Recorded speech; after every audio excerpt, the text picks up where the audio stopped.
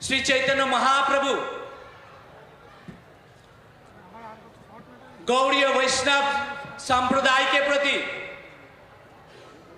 श्रील प्रभुपाद भक्ति सिद्धांत और सरस्वती गोस्वामी ठाकुर श्रील प्रभुपाद के प्रति, वैष्णव सिद्धांत के प्रति हमारे सम्मानीय माननीय स्वराष्ट्र मंत्री महोदय प्रेम रखते हैं और हम उन्हें निमंत्रित करते हैं उनको पोडियम पर कि हमें उनका श्री मुखारविंद से भक्ति सिद्धांत सरस्वती गोस्वामी ठाकुर श्रील प्रभुपाद का महिमा श्रवण का अवसर मिले। थैंक यू सो मच, धन्यवाद।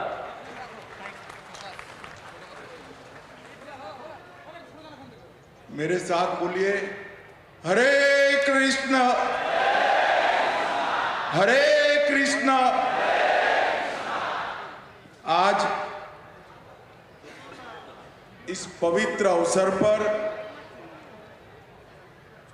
पवित्र मायापुर की भूमि पर मेरे साथ मंच पर उपस्थित पूज्य गौरांग प्रेम स्वामी जी महाराज, अध्यक्ष इस्कॉन नामहट्टा, पूज्य युधिष्ठिर गोविंदा प्रभु, पूज्य भक्ति वेदांत जनार्दन स्वामी जी महाराज, अध्यक्ष गौड़ीय वैष्णव संघ, पूज्य भक्ति वैभव नारायण स्वामी महाराज, सचिव सारस्वत गौड़ीय वैष्णव संघ, मोदी जी की मंत्री परिषद में मेरे साथी श्रीमान भूपेंद्र यादव जी, भारतीय जनता पार्टी के वरिष्ठ नेता और बंगाल विधानसभा में प्रतिपक्ष के नेता श्रीमान शुभेंदु अधिकारी जी, मेरे मित्र और भाजपा के प्रदेश अध्यक्ष, राज्यसभा के संसद सदस्य श्रीमान समीक भट्टाचार्य जी, और आज इस पवित्र अवसर पर देश भर से और पूरे बंगाल से आए हुए सभी भक्तजनों को मेरा हरे कृष्ण। सबसे पहले आज सुबह मेरी देश के सम्माननीय प्रधानमंत्री नरेंद्र मोदी जी जोड़े के साथ बात हुई थी। मैंने उनको कहा कि आज मैं सरस्वती ठाकुर महाराज की 152वीं जयंती में मायापुर जा रहा हूं। उन्होंने बड़े मन से और भाव से आप सभी को हरे कृष्ण कहा।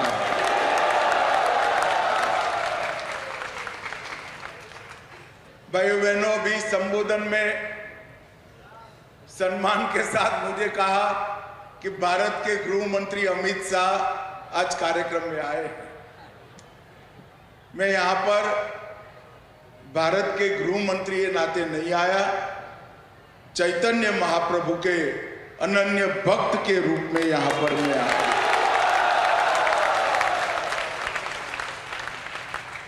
कई बार मायापुर आने का विचार हुआ, बदलता गया।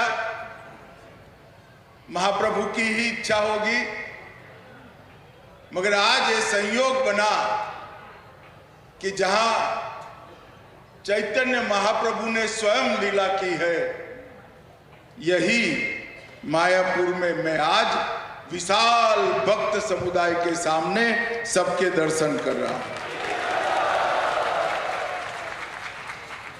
और आज परम पूज्य श्री भक्ति सिद्धांत सरस्वती ठाकुर महाराज का 152वीं जयंती का समारोह, तो एक प्रकार से मणिकंचन योग है। स्थान भी पवित्र है दिन भी पवित्र है और पूज्य संतों का यहाँ पर सानिध्य भी हमारे सामने। मित्रों, आज मैं चैतन्य महाप्रभु, प्रभु नित्यानंद, श्री अद्वैत जो महाविष्णु के स्वरूप है, गदाधर और श्रीवास, ये सभी को प्रणाम कर कर मेरी बात की शुरुआत करना चाहता हूं। मैं जब यहां आया हूं तब मायापुर धाम में भक्ति सिद्धांत प्रभुपाद जी और भक्ति वेदांत प्रभुपाद जी को मन पूर्वक प्रणाम कर कर मेरी बात की शुरुआत करना चाहता हूं, क्योंकि ये दो महापुरुषों ने ही श्री चैतन्य महाप्रभु ने जो भक्ति आंदोलन की शुरुआत की, उसको न केवल आगे बढ़ाया, आधुनिक बनाकर युवाओं में और विश्व भर के आत्माओं के कल्याण का रास्ता प्रशस्त करने का काम।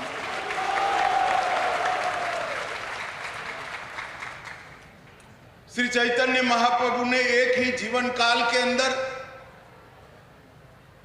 देश और दुनिया के कई अंधकार के अज्ञान के अंधकार से पीड़ित आत्मा के उद्धार का, भक्ति का रास्ता प्रशस्त किया। गुण अवगुण, अच्छा बुरा तो इंसान में बसता है, इंसान में रहता है, मगर जब व्यक्ति अपने अस्तित्व को विलीन कर कर श्री कृष्णमय हो जाता है तो सब अच्छा ही अच्छा हो जाता है। और यही रास्ते पर श्री चैतन्य महाप्रभु ने कीर्तन, नृत्य, भक्ति संगीत और गीता का अगाध संदेश बहुत सरल तरीके से पूरे पूर्वी भारत में उत्तर पूर्व तक, नॉर्थ ईस्ट तक पहुंचाकर कई अज्ञानी जीवन में प्रकाश का उजियारा, भक्ति का दीपक प्रगटाने का काम किया। और वही आंदोलन को परम पूज्य भक्ति सिद्धांत प्रभुपाद और पूज्य भक्ति वेदांत प्रभुपाद ने न केवल आगे बढ़ाया, इसको आधुनिकता के साथ जोड़कर युवाओं को और समग्र विश्व को अपने आत्मा के कल्याण का रास्ता प्रशस्त किया। आज बहुत पवित्र दिन है। चैतन्य महाप्रभु के प्रिय सेनापति और गौड़ीय मत के संस्थापक, जिनको हमारे गुजरात में युग आचार्य भी कहते हैं, श्री भक्ति सिद्धांत सरस्वती ठाकुर प्रभुपाद का आज 152वां जयंती है। और आप सभी लोग श्री कृष्ण के, भगवान नरसिंह के और श्री भक्ति सिद्धांत सरस्वती ठाकुर प्रभुपाद के गुणगान करने के लिए यहां आए। मैं भी आज बहुत समय से जो टलता जाता था, वो स्थान का मुझे भी यहां आकर मेरी चेतना को जागरूक करने का मौका मिला है। इसलिए मैं मठ के सभी लोगों का बहुत बहुत धन्यवाद करना चाहता हूं। कोई व्यक्ति अपने एक जीवन में 1 अरब बार श्री कृष्ण जाप का संकल्प ले, वो ही बड़ी बात है।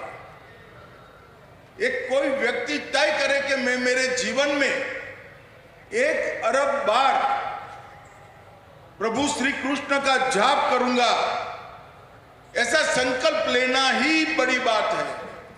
मगर अपने जीवन के कालखंड में वो संकल्प पूरा करने का काम श्री भक्ति सिद्धांत सरस्वती ठाकुर जी ने किया। ये दुनिया के लिए एक अनुकरणीय उदाहरण है। एक जीवन में 1 अरब बार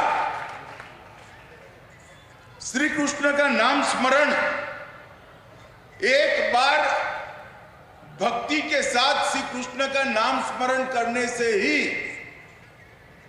चेतना जागृत होती है, ऊर्जा की प्राप्ति होती है। कई सारे मन के सामने पड़े हुए अज्ञान के अंधकार दूर हो जाते हैं।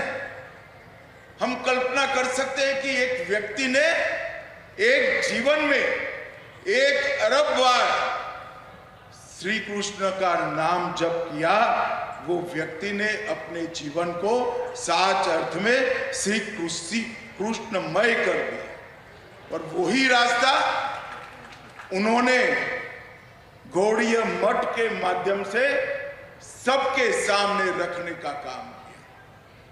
आज कदाच 100 साल के बाद कोई ये बात को बोलेगा तो दुनिया में इसको मानने के लिए कोई तैयार नहीं होगा कि 1 अरब श्री कृष्ण नाम स्मरण कोई कर सकता है।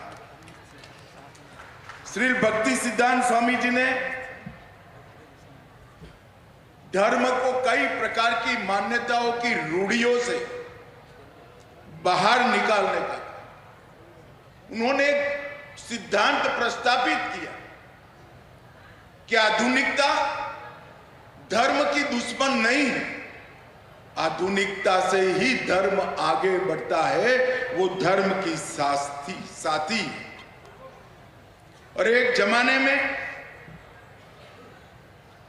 प्रिंटिंग प्रेस को वर्ज्य माना जाता था, सुनना, याद करना, इसके माध्यम से ही भक्ति पनपती थी, बढ़ती थी, फैलती थी।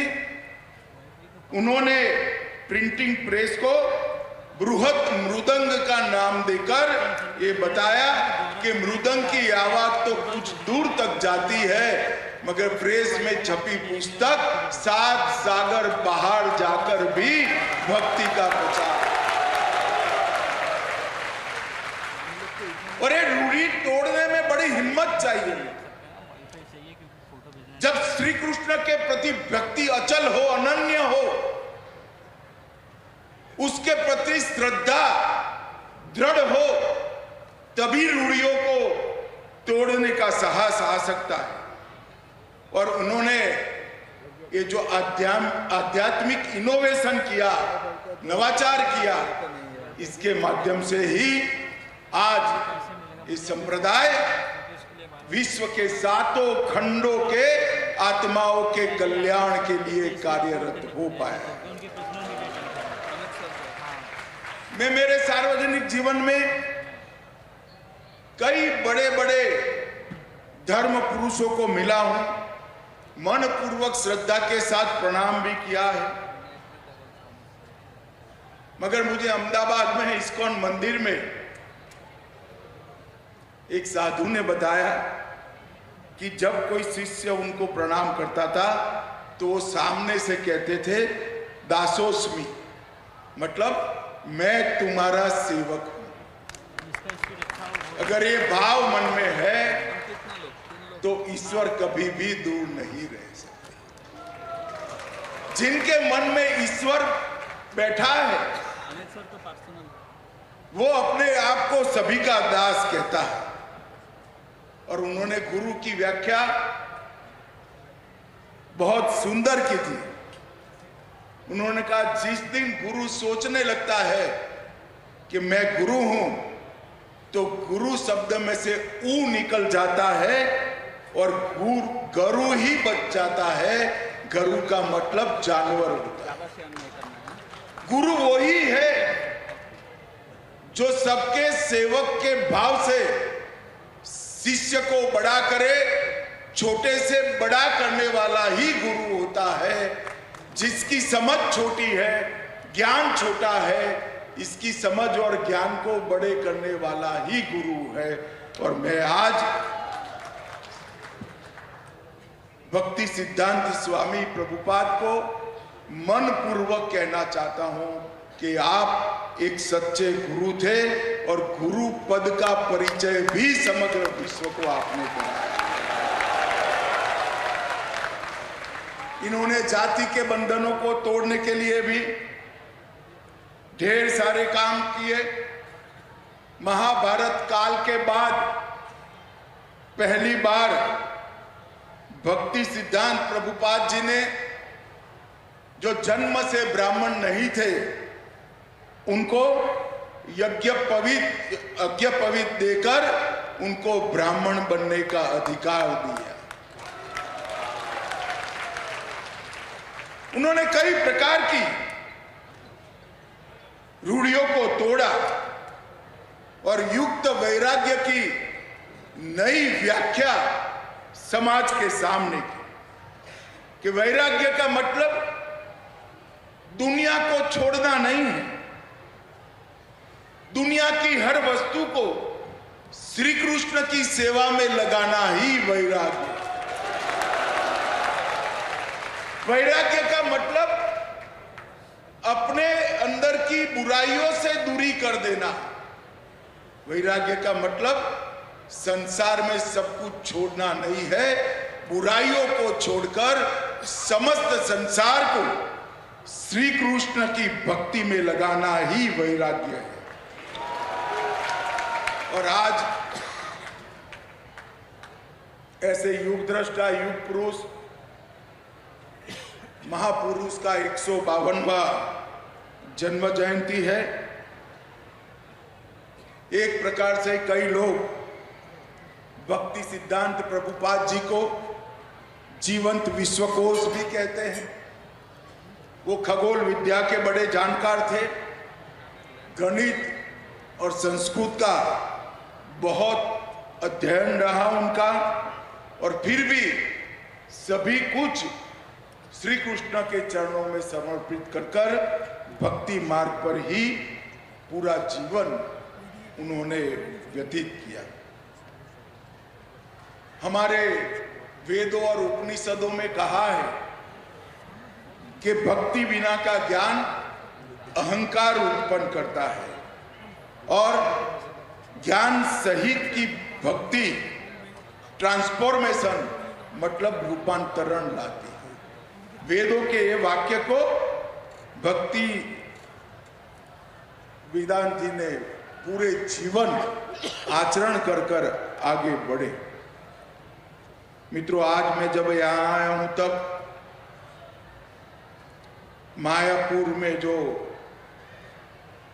आध्यात्मिक केंद्र बन रहा है, मुझे सभी परिचय करा रहे थे। मैं संस्था को कहकर जाना चाहता हूं कि ये आध्यात्मिक केंद्र से न केवल देश, पूरे विश्व के भक्तजनों को बहुत बड़ी उम्मीद है कि यही केंद्र विश्व के कल्याण का कारण बनेगा। और ये मायापुर धाम में बनने वाला ये केंद्र कई युगों तक भक्ति मार्ग का प्रतिपादन करता रहेगा। चैतन्य महाप्रभु, भक्ति वेदांत प्रभुपाद, भक्ति सिद्धांत प्रभुपाद, इनके ढेर सारे सिद्धांतों का ये प्रतिपादन करता रहेगा। और भक्ति सिद्धांत प्रभुपाद जी के जीवन में अनेक बड़े काम हुए, उसमें से सबसे बड़ा काम किया उन्होंने भक्ति वेदांत प्रभुपाद जैसे शिष्य को तैयार कर इस संप्रदाय को।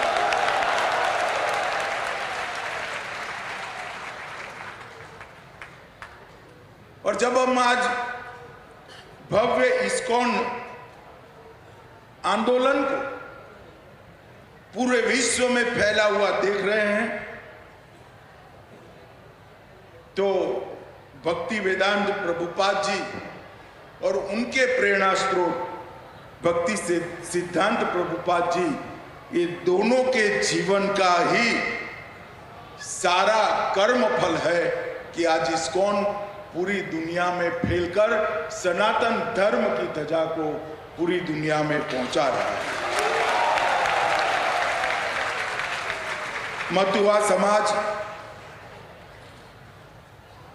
मतुआ समाज ने भी समाज कल्याण की भावना को हमेशा आगे बढ़ा है। श्री श्री हरिचंद ठाकुर जी और श्री श्री गुरुचंद ठाकुर जी ने समग्र विश्व को इस संप्रदाय से जोड़ने का काम किया और इस्कॉन की कई सारी उपलब्धियां हैं।